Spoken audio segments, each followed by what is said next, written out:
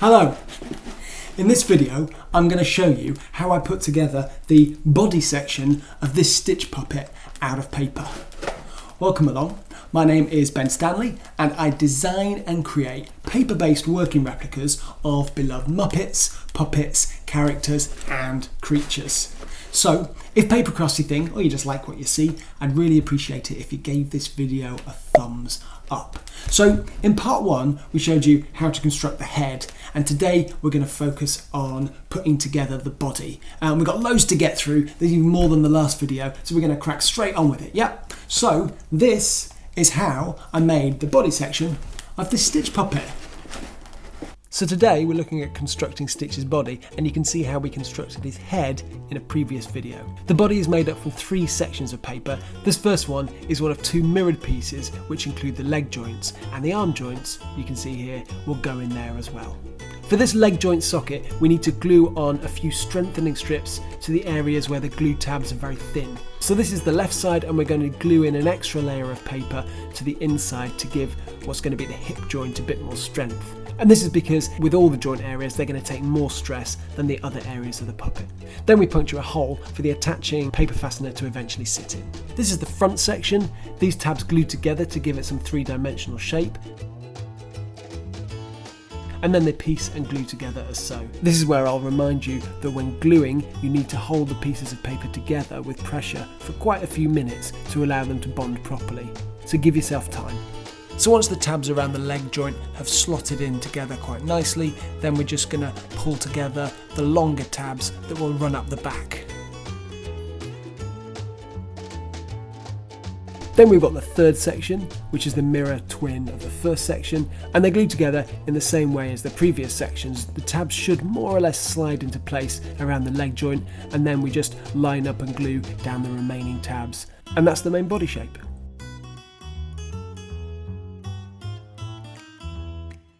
Then we're going to add on Stitch's light blue front section. We add this little tuft of chest hair, glue the side tabs to create the 3D shape, glue the back of the section and attach it to the front section with the top edges lining up. Then we move on to the tail, and this tail is actually a modification of my Mario puppet's nose. The important thing here is that you don't just glue the internal or back sections, you need to put glue into the areas that are going to be folded over at the front as well to make sure that it holds.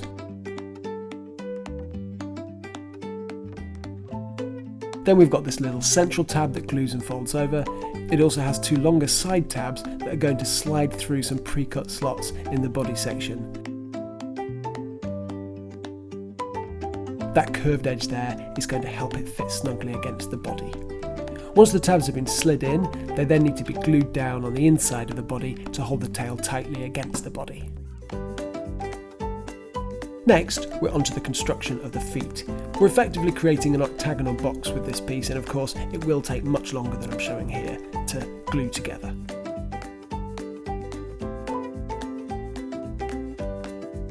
This section is going to provide the foot with some internal structural strength so that it doesn't collapse under the weight of the body once attached. It also gives a resting place for these tabs as we fold them over to complete the shape.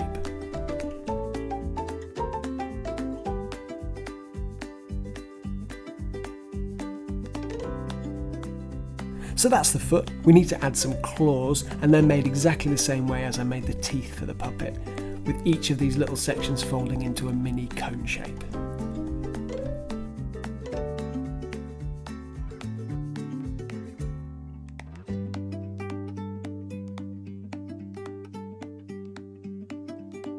We glue each one 4 in a row over the corner sections of the octagon.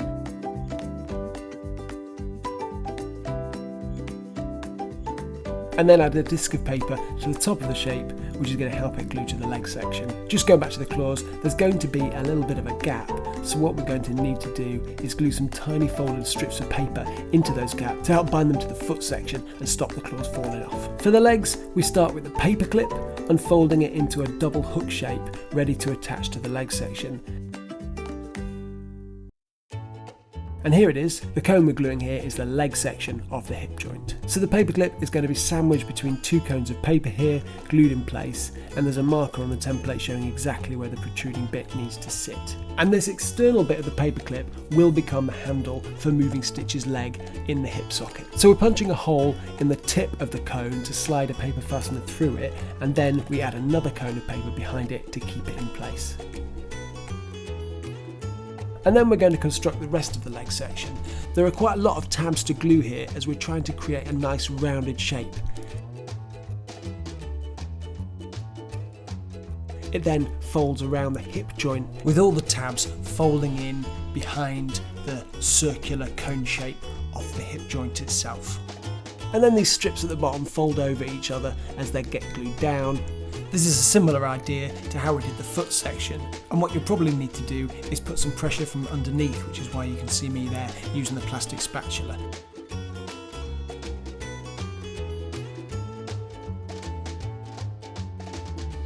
As with the paper fasteners, it's worth using a black marker on the paper clips to make them blend in. Then we attach the foot to the leg, again adding a disc of paper to the bottom of the leg to help glue the two pieces together.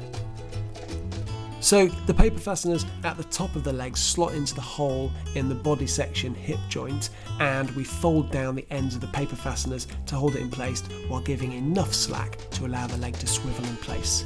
This is then repeated with the other leg. Then you can swivel the legs around using the protruding paper clips from earlier. This is going to be a shoulder joint, which will eventually attach to the body through the armholes that we saw earlier. It glues into a cylinder shape, and as with the finger levers from the eyes, we add what is effectively a washer onto it. And that's just going to slide on down, and then we're going to glue it into place. Then strengthen the end with an extra strip of paper. And we'll be coming back to that. This section should actually be blue, but I made a bit of a mistake in the filming, so I ended up with it being on white paper. What we're doing is creating a cylinder that sits between the two shoulder joints inside the body. It will lock the arms into place as they slot into it, whilst allowing them to swing independently, and it also gives the structure of the body a bit more strength. The top edge of the body has been folded over, and we cut into it here to create some tabs. The shoulder joints then slot through the body section armholes from the inside, and we pull them through until the washers stop them going any further. The big cylinder then slots around the internal ends of the shoulder joints on the inside of the body. This is the neck section, which will join the body to the head. Similar to what we've seen before, we'll strengthen the cone shape, then put the paper fastener through its pointy end, and then glue it in place with another coat of paper to hold it firm. We'll glue those first long tabs in place and then come back to it shortly. First we need to close the back up, but before that we're adding in some extra strengthening inside the body, which will glue in roughly. Then we're going to glue that long tab to close up the back. A bit more cutting, and then we're onto one of the trickiest, or at least longest bits of the whole build, gluing the neck section in place. We're gluing tabs to tabs here, so just have to be patient and hold it here for a long time. They're not massive tabs to glue to each other, plus the whole weight of the puppet is going to be felt through these tabs. So it's really important to take your time and make sure the glue is set before trying to allow that top section to take all the body weight. Then we're going to add the back markings. This is going to be a joint for the shoulders and elbows. There'll be 4 of these in total. We're folding together a little cylinder shape, but it's a cylinder that has to be strong at each end. So I've created this concertina shape in order to create a bit of inside support to the end tabs once they're folded into place, which will in turn support some end sections we're going to glue on that you'll see shortly.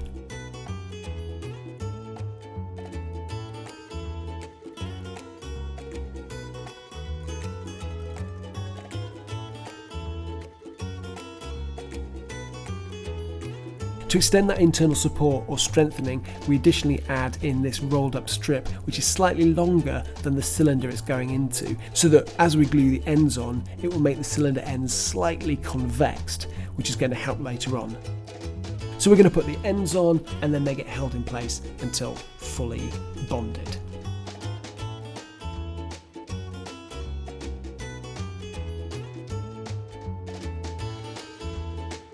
Next we wrap a strip of paper around the cylinder, and this is going to be the key to the smooth joint movements.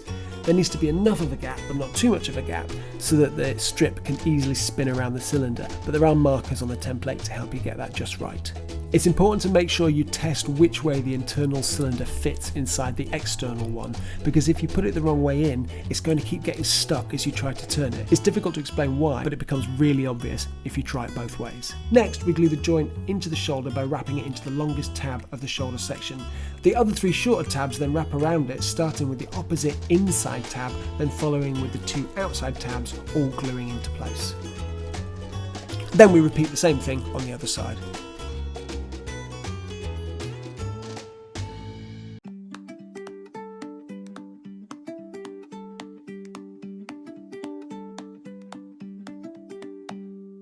Now this is the forearm, and the template shows fairly clearly where all the tabs need to be glued, so I'm not going to go into massive detail. With this section, taking your time is your friend. You really have to wait until the glue dries on each tab before moving on in order to help yourself construct it.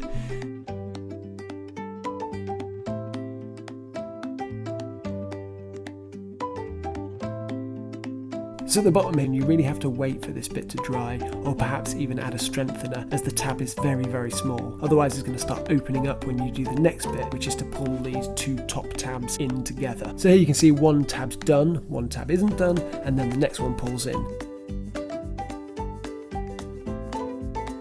And once that's done, there's a bit of gluing on the other end.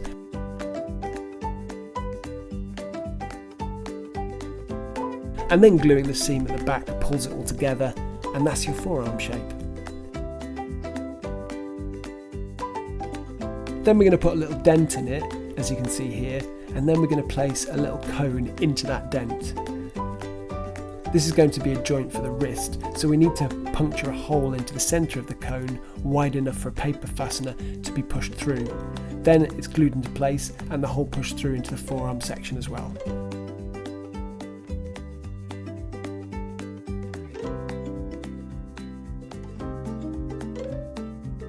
And then at the other end, with a strip of paper, we're creating a shallow little gap along the edge that will have an important job a little later. So I'm just going to make one puppeteering paw rod for this puppet, but you could give each paw one if you're going to have more than one person operating the puppet. So it's a bamboo barbecue skewer painted black and a paper clip, and that just needs to be wrapped around really tightly, as you can see here. Then we're going to bend the end of the paper clip so that it curls around, and that's going to sit inside the paw. You might need to cut it down a bit to help it fit inside the paw. Similar to the leg section, the curved end of the paper clip is sandwiched between the cone-shaped inside of the back of the hand and an extra cone-shaped circle of paper. And here we're just puncturing the tip of the cone, ready to put the paper fastener in later.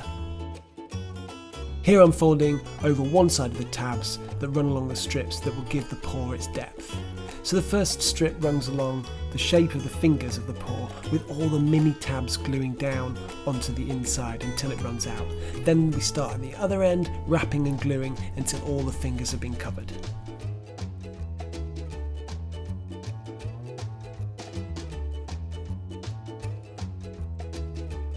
Then we glue the tab on the palm of the paw to give it a slightly concaved conal shape. Then we feed a paper fastener through, and I added a little extra paper washer on it from the inside of the forearm section. This is fiddly. It took me at least 5 minutes to achieve. The paper fastener then attaches through the back of the paw as we fold the ends down on the inside. The remaining side section tabs fold down, and we glue the palm of the paw down onto them. Then we add the palm pad, and then it's on to creating the finger claws.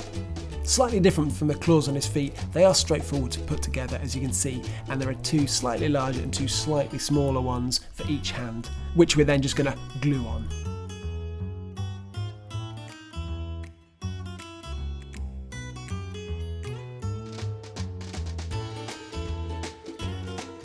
And that's the hand and forearm section completed. Next is the upper arm, which will link to the shoulder and elbow joints. As this glues and folds together, it's going to be a little bit more square in shape than the previous joint sections that we've created.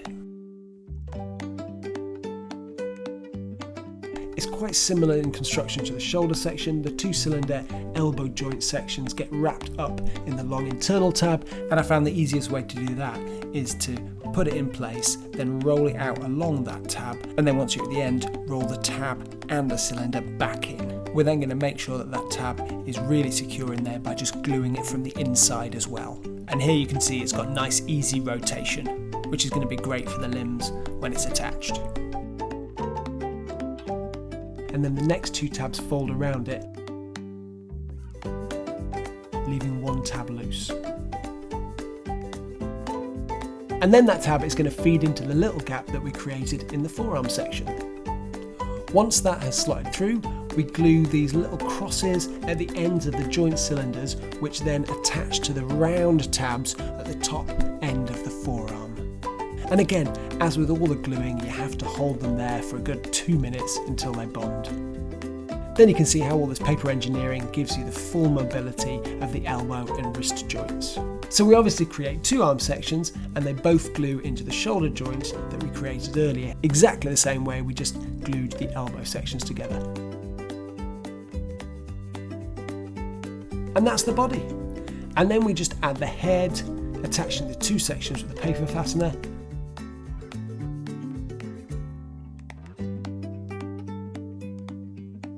And that is Stitch.